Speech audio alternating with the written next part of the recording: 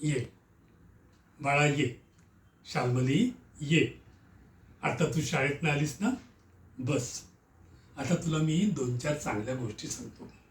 सर्वात प्रथम मी तुला स्वच्छतेचे नियम सांगतो.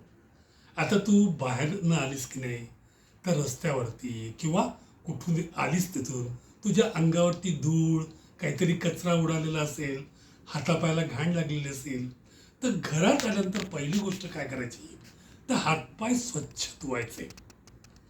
नंतर आपल्या अंगावरचे बाहेरचे कपडे आपण बदलायचे आणि घरातले स्वच्छ कपडे घालायचे.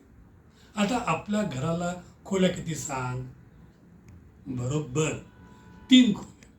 पहिली खोली कोणती? स्वयंपाकघर. स्वयंपाकघरात तुझी आई काय करते?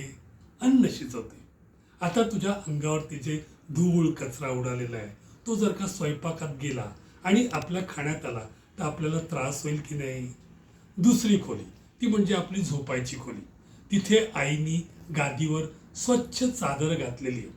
जर का आपण त्या बाहेरच्या कपड्यांशी झोपलो तर ती सगळी घाण आपल्या चादरीला लागेल ना, आणि परत अस्वच्छताच होईल. तिसरी खोली कोणती?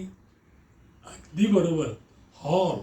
तिथे सोफा आहे, टीव्ही आहे. तू सोफ्यावर बसून छान टीव्ही बघू शकतेस, मासिक वाचू शकतेस. हां, पण स्वच्छतेचे नियम पाळू ना.